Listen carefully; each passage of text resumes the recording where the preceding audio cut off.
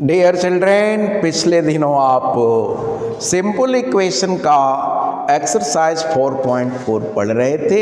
इसमें कुछ क्वेश्चन को हमने हल कराया था जो हमें उम्मीद हुआ कि आप अवश्य ही हल कर गए होंगे। तो इस सिंपल इक्वेशन का 4.4 का जो पहला एक्सरसाइज था उसका संभवतः सी तक हमने बताया था, डी भी मैं आपको बता रहा हूं इसके बाद का भी। जब मैंने किसी संख्या के दुगुने में से 11 घटाया तो परिणाम 15 आया।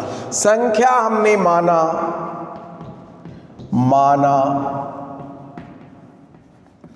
संख्या बराबर n। संख्या को मैं n मान रहा हूं और मैं बड़ा बड़ा लिख रहा हूं, संभवतः आपको असुविधा होता होगा। माना संख्या बराबर n है। अब इसके प्रश्न के अनुसार दोगुने में से 11 घटाया, यानी प्रश्नानुसार इसका दोगुना, 2 गुणे n, दोगुना इसमें से 11 घटाया जा रहा है, -11। तो जब 11 को घटाएंगे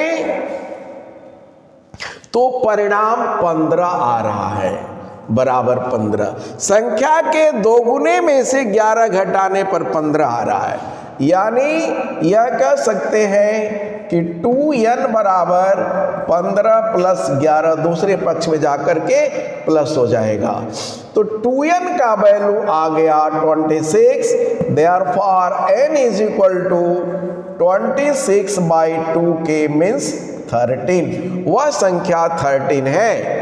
देख लीजिए, दो गुना है 26, में से 11 घटाओ 15, यानी यह प्रश्न का हल आपका सही बता रहा है। अब देखो ई मैं बता रहा हूं, पहले का ई। इसमें है मुन्ना ने 50 में से अपनी अभ्यास पुस्तिका की संख्या के दुगुने को घटाया। अब अभ्यास पुस्तिका की संख्या का दुगुना घटाया है, तो यह माना अभ्यास पुस्तिकाओं की संख्या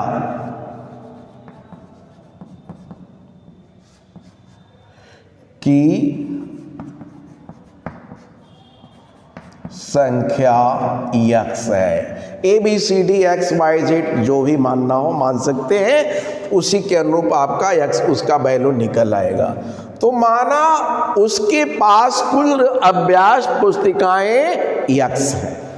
अब 50 में से अभ्यास पुस्तिकाओं की संख्या के 3 गुना, इसका 3 गुना, यानी प्रश्नानुसार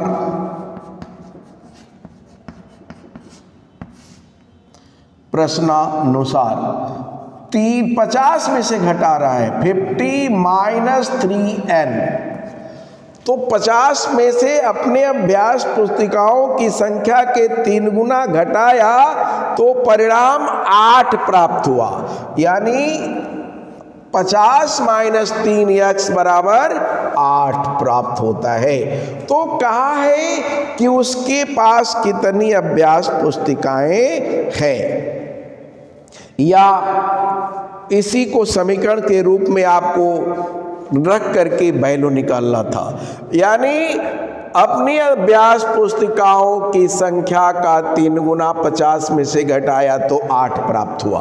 तो अब देखें, -3 का वैल्यू 8 माइनस यह प्लस 50 है तो -50 हो जाएगा। -3 इज इक्वल टू 8 - 50। 8 में से 50 घटाना है, तो यह होगा क्या? असमान चिन्ह 8 को धन 8 मानेंगे, 50 ऋण 50 है, तो असमान है, तो बड़े में से छोटे को घटाओ, 43 हुआ। और इस 43 चिन्ह जो है बड़े पद का 43 42 हुआ। बड़े पद का चिन्ह ऋण है इसलिए ऋण लिख दिया। तो -3n का वैल्यू -42, देयरफॉर n का वैल्यू हो जाएगा -42/3, यानी यह आ गया 14 के। -42/-3 मीन्स 14। प्लस से प्लस में भाग करेंगे तो प्लस, ऋण में ऋण का भाग करेंगे तो धन आएगा। समान चिन्हों का गुणनफल या भागफल समान होता है यानी धनात्मक होता है। तो 14 आ गया, n बराबर 14। अब है अगला सवाल, इसमें इबेनहल ने एक संख्या सोचती है। देखिए F मैं लगा रहा हूं।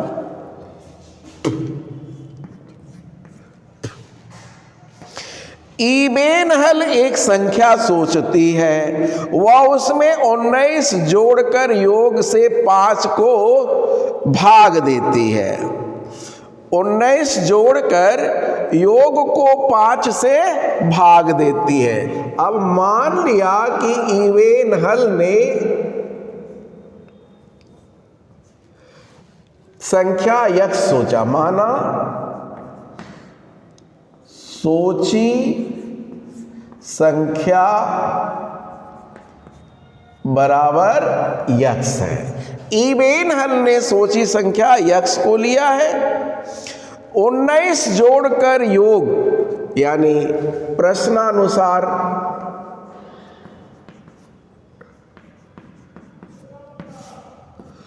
इसमें 19 जोड़ दी, x में 19 को जोड़ दिया और योग को 5 से भाग कर दिया, x + 19/5, तो यह आ रहा है 8। तो 8 प्राप्त हुआ। इसमें प्रश्न दिया था इबेनहल एक संख्या सोचती है और उसमें 19 जोड़कर 5 से भाग देती है तो 8 प्राप्त होता है। तो उसने कौन सी संख्या सोची, देखो x + 19 = अब तेरिया गुणा करेंगे 8 × 5 हो गया। x + 19 = 8 × 5, तो 8 × 5 मीन्स 40 हो गया।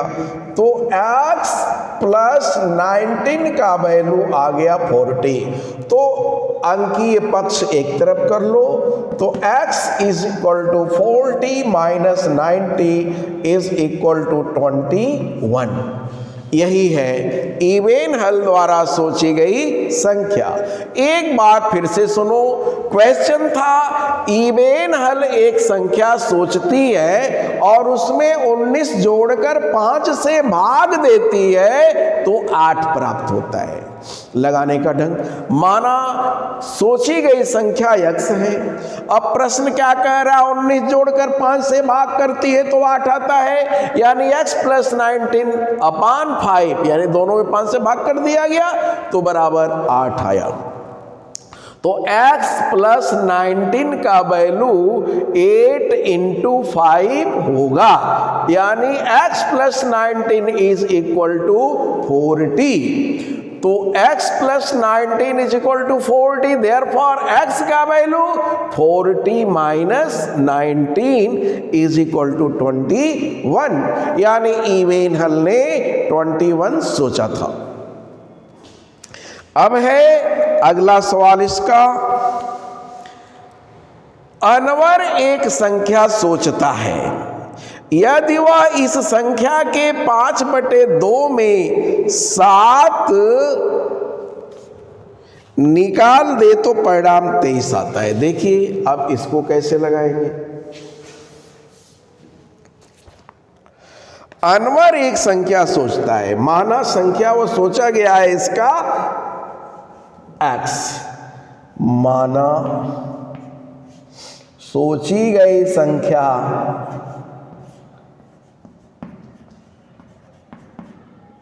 बराबर n है।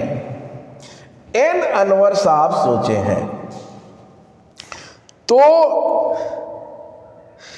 इस संख्या के 5/2 प्रश्नानुसार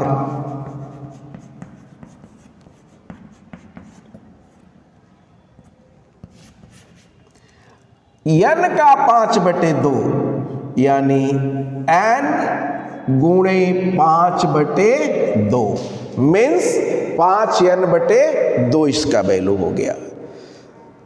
7 निकालने पर इसमें से 7 निकालना मीन्स -7, 7 निकाल देने पर परिणाम 23 है, 23। देखो, अनवर द्वारा सोची गई संख्या हमने माना है n, तो प्रश्नानुसार n का 5/2 गुना यानी n गुणे 5/2 और 7 निकालने पर 23 आता है। तो कह सकते हैं कि 5n/2 -7 इज इक्वल टू 23 है। तो यह भी कहा जा सकता है कि 5n/2 बराबर 23 + 7 के है। तो इस तरह से 23 + 7 का वैल्यू हो जाएगा 30 के। तो 5n/2 का वैल्यू 30 है, तो 5n का वैल्यू 30 × 2 60 हो जाएगा। तो इस तरह से n का वैल्यू 60 हो जाएगा, 60/5 क्योंकि 5n है, तो n का वैल्यू आ जाएगा 12। एक बार फिर से देख लें, सोची गई अनवर की संख्या n है, तो n के 5/2 गुने में से 7 घटाया यानी 5n/2 - 7 तो 23 आ रहा है। तो 5/2 बराबर 23 + 7 है, तो 5n का वैल्यू 23 + 7 30 × 2 हो गया। तो n का वैल्यू 30 × 2 60/5 यानी 12 आ गया। अब आप देख सकते हैं कि आप द्वारा यह सवाल हल किया हुआ सही है कि नहीं। तो देखिए, n का वैल्यू 12 आया है, तो n गुणे 5/2 यानी 12 गुणे 5/2 60/2 यानी 30 में से 7 घटाए तो 23 आ गया। आपका यह सवाल बिल्कुल सही है। इस प्रकार से यह प्रश्नावली 4.4 का प्रश्न नंबर 1, जिसमें कुल 7 सवाल थे, यह समाप्त हुआ। फिर अगले दिन अगला सवाल बताया जाएगा। मुझे उम्मीद है कि आप सही ढंग से समझ गए होंगे और इन सभी प्रश्नों को आप अपने फेयर कॉपी पर हल कर लीजिएगा।